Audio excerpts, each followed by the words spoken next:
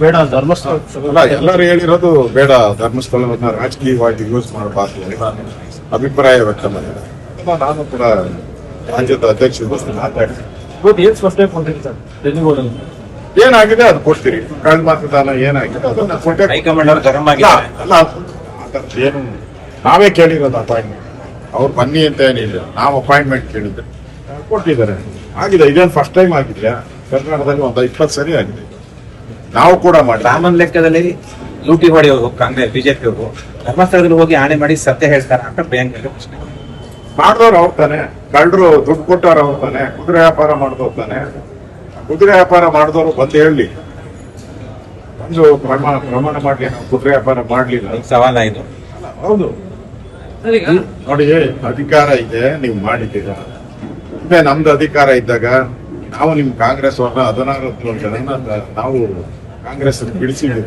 ಏನು ಹೊಸದೇನಲ್ಲ, ಇದೇನು ಹೊಸ ವಿದ್ಯೆ ಏನಲ್ಲ. ಇದು ಯಾವ ಸರ್ಕಾರ ಬಂದ್ರು ಮಾಡ್ತಾರೆ. ಇವತ್ತು ತೋರ್ಸಿದ್ದೀರ, ನಮ್ಮನ್ನ ಆಪರೇಷನ್ ಕಮಲ ಅಂತಿರಲ್ಲ, ನಿಮ್ ದಿನ ಏನಿದು ಮಾಡಿರೋದು, ನೀವು ಮಾಡಿರೋ ಈ ಎಲ್ಕಾ ಕೆಲ್ಸಕ್ಕೆ ಏನಂತ ಕರಿಬೇಕು? ಆಪರೇಷನ್ ಅಸ್ತ್ರ ಅಂತ ಕರಿಬೇಕು.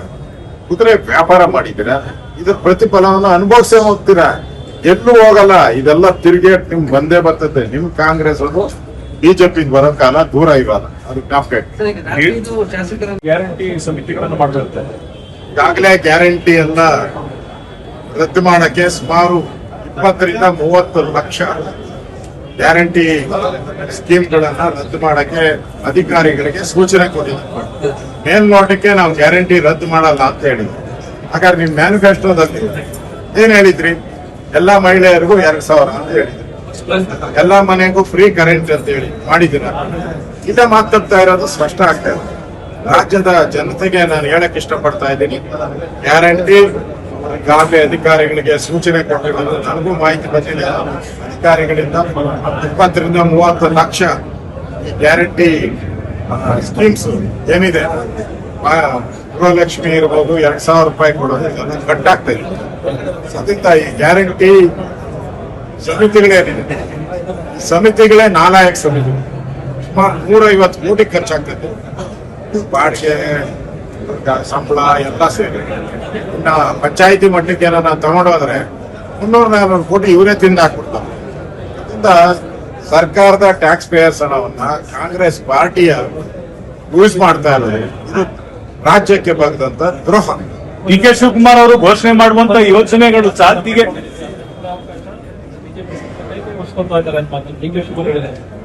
ಒಪ್ಪಂದ ಆಗಿದ್ದು 2.5 ವರ್ಷ.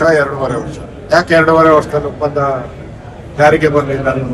3 ವರ್ಷ ಯಾಕಾಯ್ತು ಹೇಳಿ ಜನಕ್ಕೆ. ಒಪ್ಪಂದ ಆಗಿರೋ ಆದೇಶವನ್ನು ಬಿಡುಗಡೆ ಮಾಡಿ ಎಷ್ಟಕ್ಕಾಗಿದೆ ಅಂತ ಕಾದು ಬೇಡಿ ಧಮಕಿ ಹಾಕಿ ಕಿತ್ಕೊಂಡಿರೋದು ಅಧಿಕಾರನ. ಸಿದ್ದರಾಮಯ್ಯನ ಕೆಳಗಿಳಿಸಿ ಸಿದ್ದರಾಮಯ್ಯನವ್ರಿಗೆ ಅವಮಾನ ಮಾಡಿ, ಸಿದ್ದರಾಮಯ್ಯನವರು ನನಗೆ 15 ದಿನ ಟೈಮ್ ಕೊಡದೆ ಕಿತ್ಕೊಂಡಿರೋ.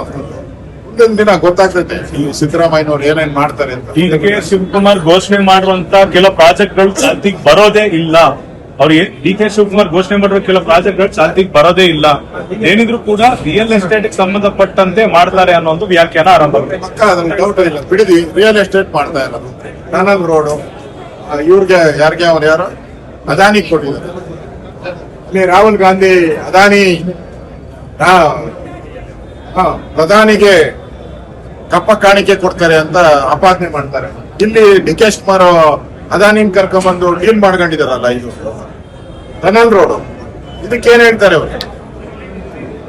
ಪ್ರಧಾನಿ ನರೇಂದ್ರ ಮೋದಿ ಬಗ್ಗೆ ಆಪಾದನೆ ಮಾಡೋದು. ನೀವೇನ್ ಮಾಡಿದ್ರೆ ನಾಚಿಕೆ ಆಗಲ್ವ?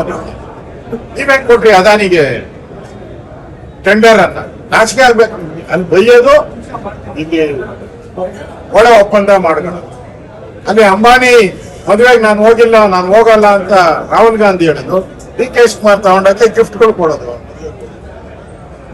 ಇದು